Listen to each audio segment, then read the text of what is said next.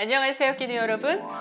혹시 오래 친하게 지낸 친구였는데 뭐 사소한 일 또는 말 때문에 기분이 상하다가 좀 관계가 소원해진 그런 경험 있으세요? 저는 친한 친구는 아니었는데 어, 저희 딸이 대학 입시에서 한 번 실패를 했는데 음, 위로를 해주려고 했던 말 같아요. 어.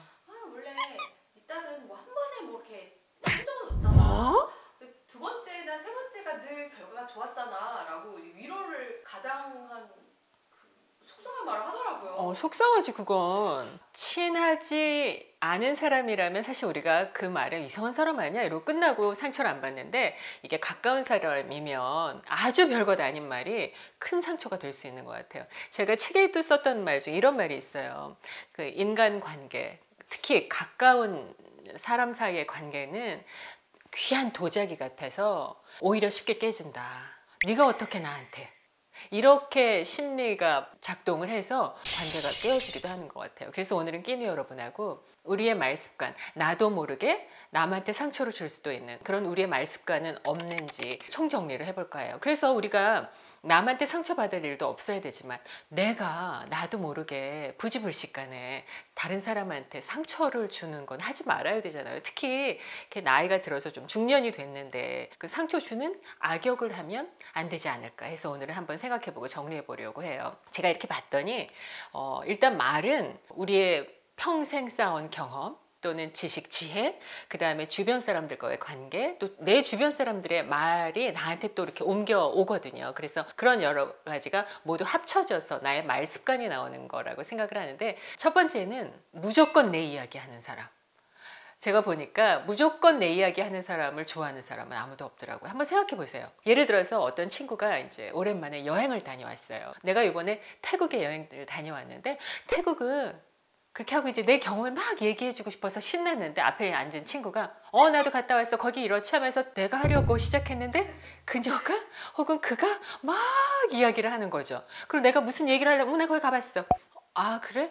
대화가 안 되잖아요. 무조건 내 이야기를 하는 거를 혹시 하지 않나, 이게 가장 첫 번째로 한번 생각해 볼 문제인 것 같아요. 보니까 커뮤니케이션에서 사람들이 중년이 되면 한 40, 50대가 되면 자신의 경험이 많아지잖아요. 그럼 자기가 자기만이 안다고 생각하는 많은 무엇이 생기잖아요. 이 세상의 모든 사람들은 자기 인생은 소설이라고 생각하고 다 산대요. 그래서 내가 조금만 글을 잘 썼으면 작가가 됐을 텐데, 이게 모든 사람이 하는 생각이래요. 그러다 보니까 20대 때는 사람들이 많이 모일 때 말 한마디 안 하던 사람이 중년이 되면 갑자기 말이 많아진다는 거예요. 그래서 내 이야기를 하려는 사람들이 너무 많다는 거죠. 그런데 여기서 중요한 거는 내 이야기를 하는 것도 좋지만 먼저 이야기를 꺼낸 사람이 충분히 본인이 하고 싶었던 이야기를 하게 해주고, 나는 경청을 해주고 그랬구나 하면서 그때 그 친구의 이야기를 다 들어주고, 그런 사람은 다 좋아하게 되죠. 내 이야기를 잘 들어주는 사람. 결국은 보면 사람들이 다 말을 잘하고 싶어하고 말 잘하는 사람을 부러워하긴 하면서도 사실 자기가 좋아하는 사람은 내 말을 들어주는 사람이라는 거죠. 이걸 한번 기억해 보면 참 좋을 것 같아요. 두 번째 하면 안 될 일이 바로 뭐냐면 부정적인 예측과 잔소리. 이것 또한 사람이 중년이 되면 우리가 하다 보면 일이 잘 될 때도 있지만 여러 가지 시행착오를 겪게 되잖아요. 그러니까 그 시행착오를 겪고 나면 뭐 보고 놀란 가슴이 항상 더 놀란다고. 누군가가 뭘 하려고 그러면 그거 하지마 안 돼. 안 돼, 안 돼. 내가 뭐라 그랬어 안 돼. 이렇게 먼저 부정적인 견해를 밝히거나 잔소리를 하게 된다는 거죠. 보통은 말을 먼저 시작하는 사람들이 원하는 것은 공감과 격려인데, 제주도에 가서 눈 설경을 보고 오겠어 이렇게 얘기했는데 친구가 안 돼, 안 돼, 안 돼. 너 무릎 나가.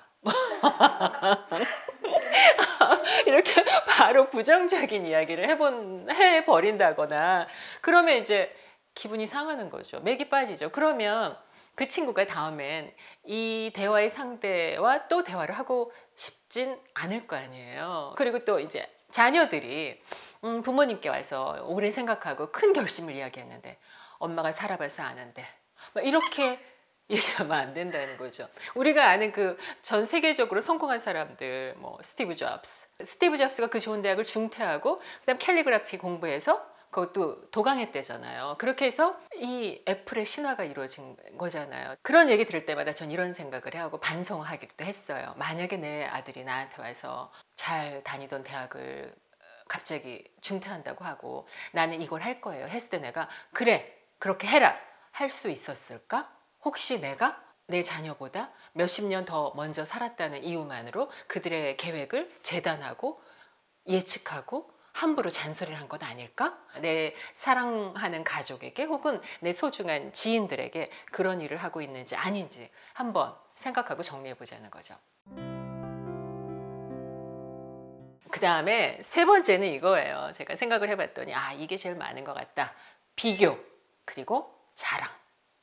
그걸 좋아하는 사람은 아무도 없다. 사람들은 굳이 남이 나한테 비교하지 않아도 늘 혼자 비교하느라고 힘들어요. 우리가 절대적 불행감보다 상대적 불행감이 큰 거거든요. 그냥 혼자 살면 불행할 일이 없는데 여러 사람이 같이 살다 보니까 그 사람이 가진 것, 내가 없는 것 이걸 비교하게 돼서 이 상대적 빈곤함이 너무 괴롭다고 하잖아요.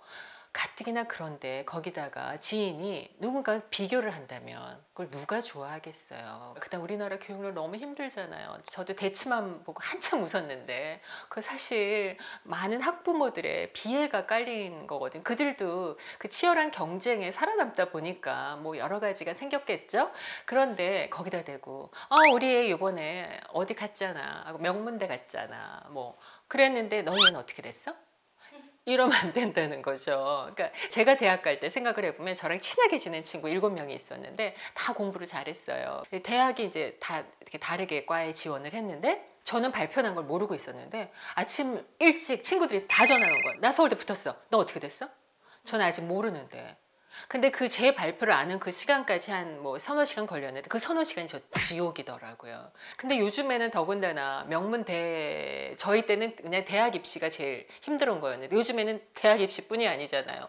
뭐 4세 고시, 7세 고시, 초등학교 서울대 입시반 초등학교 명문대 입시반 이렇게 나뉜다면서요. 그걸 어떻게 견디겠어요. 가뜩이나 우리 아킬레스건이 자녀잖아요. 내가 잘 되고 안 되고보다 더 힘든 게 내 자녀가 잘 되고 안 되고인데 거기를 막 푹푹 건드리고 비교하고 자랑하고 그러면 좋아할 사람은 없다.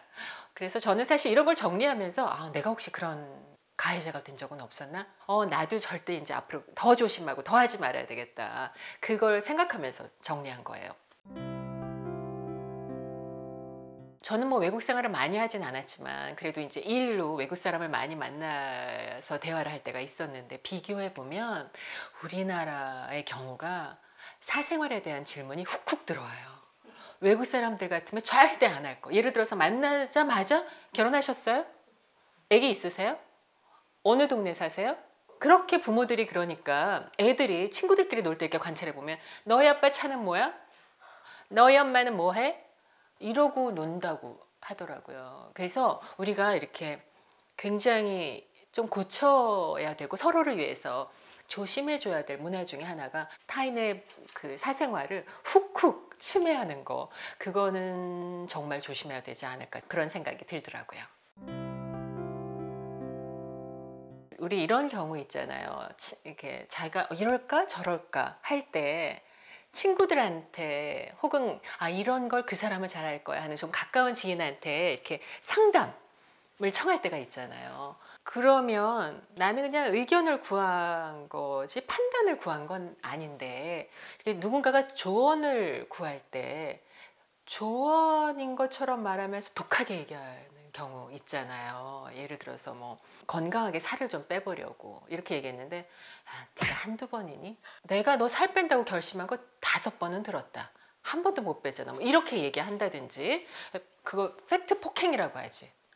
팩트 폭행. 조언을 구했는데 솔직히 내가 너니까 솔직하게 말하는데 하고 너무 솔직하게 얘기할 때 그러면 그게 판단이 훅 개입되잖아요. 조언을 넘어서 그러면 내가 널 알아서 그러는데 너 그러면 안 돼. 이런 식으로 얘기를 하면 가까운 사이일수록 그렇게 말하면 처음에는 내가 조언을 구했으니까 그래 들어주자 이러고 듣다가 얘 좀 봐라 이러다가는 네가 날 뭘 그렇게 잘한다고 이렇게 훅 그렇게 얘기를 하지? 하고 섭섭함이 들어오고 좀 더 나가면 네가 그러니까 나를 그렇게만 생각했던 거지 거기까지 생각이 발전하면 그땐 관계가 깨지는 거죠. 내가 너니까 솔직하게 이야기하는데 이렇게 얘기할 때는 정말 정말 조심해야 되는 것 같아요. 특히 다음에 할 얘기가 가족 이야기예요. 왜 우리가 어른이 되면 어렸을 때는 보지 못했던 부모님의 장점과 단점이 보이잖아요. 그러면 아, 나는 우리 어머니지만 이런 장점은 좋고 이런 단점은 난 좀 힘들다, 이런 거 있잖아요. 내 아버지도. 그래서 어떨 때 그게 너무 막 이렇게 여기까지 차서 힘들면 뭐 얘기할 수 있잖아요. 아, 내가 우리 부모님이 이러이러한 것 때문에 힘들어, 이런 얘기를 할 때 그때는 정말 그냥 가만히 들어야지 거기서 이상한 동조를 하면 큰일 난다는 거죠. 내가 우리 아버지의 이런 문제로 힘들어도 이 상대방한테는 시아버지거나 장인이잖아요. 그런데 거기서 갑자기 그래, 내가 봐도 너의 아버지 그러셔. 그러면 큰일 나네. 그러면 이게 갑자기 간단한 말 한마디 하다가 부부싸움이 되고 연인 간의 싸움이 되고 친구 간의 싸움이 되고. 그래서 가족으로 인해서 내가 괴로운 얘기를 누군가에게 할 때, 그럴 때 그 들어주는 상대방이 되면 맞장구를 잘못 치면 큰일 난다는 거죠. 그건 조심해야 될 것 같아요. 그래서 우리가 상대방의 말에 잘 경청을 하고 들어주는다 해도 이 맞장구를 쳐주거나 동감할 때 이게 가족이다, 특히 자식이다, 부모님이다, 그건 조심해야 된다는 거예요. 그런데 또 이런 것도 있어요. 가족이나 자식이 아니라 제3자, 나랑 친한 지인과 친구 혹은 가족이 어디서 그냥 제3자에게 뭔가를 당하고 왔어요. 진짜 당했을 수도 있고 혼자 그럴 수도 있어요. 예를 들어서 아, 내가 오늘 뭘 사러 갔는데 그 직원이 너무 불친절해서 내가 사지도 못하고 그냥 왔어. 너무 기분 나빠. 이렇게 하면 어떻게 하세요? 아유, 네가 어떻게 했을까? 이렇게 하면 안 된다는 거죠. 그럴 때는 그래? 내가 가서 때려줄까? 이렇게 그냥 농담처럼, 농담이죠. 가서 때려주긴 누굴 때려줘요. 그렇지만 왜 말이라도 그렇게 네가 누구 때문에 화났어? 누가 그랬어? 내 친구한테 편 들어주는 것도 있어야 내 편이고 가족이지 않아요? 예를 들어서 나한테도 뭐 누가 나 못생겼다고 막 뭐라 그러더라, 길가에 지나가다가. 그러면은 그냥 안경 맞춰 쓰라고 그래, 뭐 이렇게라도 누가 친구가 얘기해주면 그냥 서로 웃다가 땡큐, 그래도 날 이쁘게 봐주는 건 너밖에 없다, 이러고 끝나는 거잖아요. 네, 그런 게 친구고 지인인 것 같아요. 장전하고 있어야 될 대화의 기술이고 그런 것 같아요. 그 다음에 이거 진짜 조심해야 돼요. 둘만 있을 땐 괜찮은데 사람들 많은 데서 이렇게 확 지적하는 거. 그러니까 예를 들어서 여러 명이 음식을 먹다 보면 뭐 이렇게 이에 뭐가 낄 수도 있잖아요. 그럴 때 사람들 다 있는데 큰 소리로 얘 너 이에 뭐 꼈어. 그건 진짜 그건 아닌 것 같아요. 근데 그거는 꼭 얘기해 주긴 해줘야 돼요. 왜냐하면 한 사람한테라도 덜 민망하게 하기 위해서 얘기를 해주긴 해줘야 되는데, 그래서 저 같은 경우에는요, 저는 카톡 보내요. 거울 봐, 못 꼈어. 이렇게 카톡으로 해줘요. 근데 이 친구가 전화기 이렇게 엎어놓고 안 보는 거예요. 빨리 해야 되는데. 그러면 전 이래요. 얘, 순이야, 카톡 좀 봐. 너 카톡 아까부터 와. 그럼 그래? 하고 이렇게 보죠. 그럼 이제 그 친구는 제 마음을 안 거지. 그러면 참 고맙지 않아요? 그럼 이라는 거죠. 그럼 이제 조용히 화장실 갔다 오면 되는 거죠. 사람들 많을 때 주로 좋은 말, 칭찬을 해주는 사람이 있고 좀 부정적인 평가를 해주는 사람들이 있어요. 근데 그거는 그 사람마다 습관인 것 같아요. 칭찬해주는 사람은 어딜 가서든 칭찬해주고 너 오랜만에 보니까 얼굴 진짜 좋아졌다, 뭐 이런 식이 하면 기분 좋죠. 나 아무것도 안 했는데 좋아졌어, 뭐 이렇게 되잖아요. 그런 거. 근데 어떤 사람은 이런 사람 너 부었다, 뭐 이렇게 얘기한다거나. 어쩌다 그러면 괜찮은데 이게 쌓이면 감정이 쌓이고, 감정이 쌓이면 이제 관계가 깨지게 되는 것 같아요. 대화를 할 때 내가 막 열심히 얘기하고 있는데 계속 다른 데 보는 사람이 있어요. 이렇게 앉아서 얼굴은 이렇게 하고 있는데 계속 옆 테이블에 이렇게 사람들 쳐다보거나, 나랑 얘기하고 있는데 내 눈을 안 쳐다보고 딴 데를 보거나, 이런 경우 있잖아요. 무관심한 반응. 그리고 내가 무슨 말 하는데 그랬어? 시답지 않다는 그런 반응. 사실은 왜 그런 우스갯소리도 있잖아요. 사람들이 대화할 때 가장 좋은 경청의 자세에는 큰 노력이 필요하지 않다고, 후렴구만 잘 들으면 된다고. 그렇게 좀 잘 들어주고 잘 반응해 주는 거. 그러면 그 사람하고 자꾸 대화하고 싶어지는 거죠. 그래서 많은 분들이 어떻게 하면 내가 대화의 기술이 늘까요? 이렇게 얘기하는 사람들한테 저는 그냥 열심히 들어주고 반응을 해주는 거. 적절한 반응. 그리고 반응에 긴 문장도 필요 없는 거죠. 아주 좋은 대화 상대가 된다는 거. 별로 어렵지 않다는 거죠. 그리고 진짜 열심히 듣잖아요. 그럼 진짜 좋은 질문이 생겨요. 우리가 인간관계가 다 어렵다고 하잖아요. 직장 생활에서 가장 어려운 게 일보다 인간관계라고 그러잖아요. 근데 이게 다 누구에게나 어느 상황에서나 통용될 수 있는 말인 것 같아요. 왜냐하면 인간관계, 사람의 감정에는 비슷한 공통 분모가 있거든요. 대부분의 사람이 비슷한 이유와 비슷한 지점에서 기분이 상하거나 화가 나고 기쁘거나 고맙거나 마음의 기억으로 남거든요. 사람의 말은 그 생각에서 나오는 건데 근데 또 바꿔서 이 말이 우리의 생각을 지배한다는 거예요. 그래서 말은 습관이잖아요. 내 이 말 습관이 잘못된 게 있다라고 인지하는 그 순간 바로 고치려고 노력을 해서 빨리 고치지 않으면 이 습관이 점점 더 깊어지니까 우리가 한번 내 말 습관을 점검해보고 빨리빨리 고치고 그래서 말에 좋은 습관이 빨리 붙어서 내 말이 따뜻하고 공감대가 넓고 그런 말이 되도록 노력해보면 어떨까 싶어요. 오늘은 말에 대해서 끼누 여러분과 생각해봤어요. 좋은 댓글 많이 남겨주세요. 안녕.